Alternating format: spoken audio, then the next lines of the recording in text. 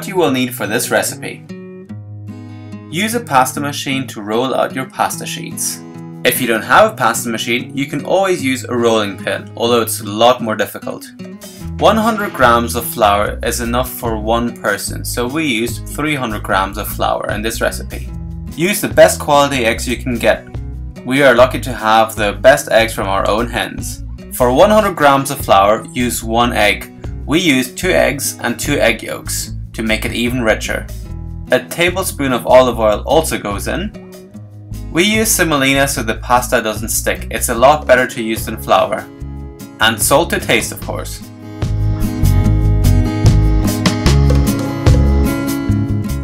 So, let's get started. Weigh your flour and put it in a bowl. Then add your salt and mix. Now add your olive oil and your eggs. Mix the dough with a fork until it's well combined and crumbly.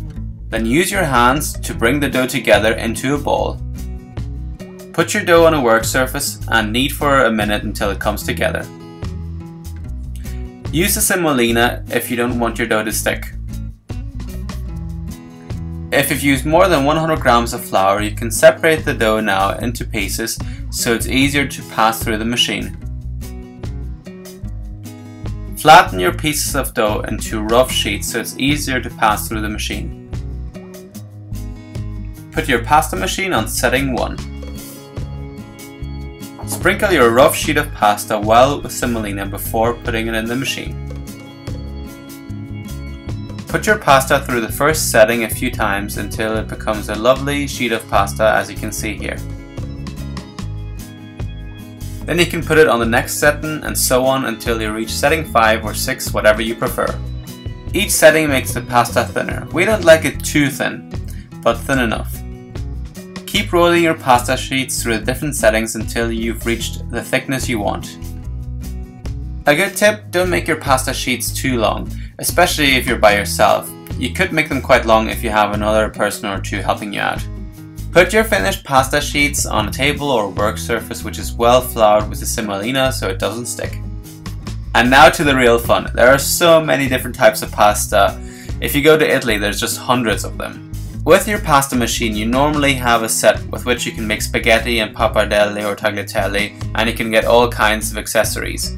We didn't use that today. Instead, we made them by hand. We just used a round pasta cutter to make these kind of short pappardelle. They're really nice and easy to make. We're sure that this type of pasta has a name in Italy, but we just don't know. So if you do, then let us know in the comment section below. If you don't have a pasta cutter, you can just use a sharp knife to cut your pasta. To cook your pasta, get a pot ready with some boiling salted water. Then put your pasta in and mix it with a spoon so it doesn't stick. Check your pasta after a minute or two to see if it's cooked. This fresh pasta cooks really fast, only really a couple of minutes or so. Then strain your pasta. We rinse our pasta in cold water just to make it stick less. Then serve your pasta any way you like. We used a big bowl and added some purple basil pesto. Really delicious. We also added some multicolored French beans from our garden. They look great and taste great.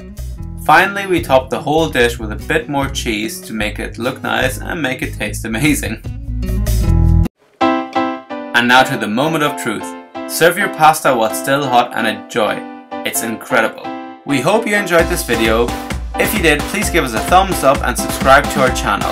Leave any comments down below and let us know what we should make for next time. Thanks for watching. Bye!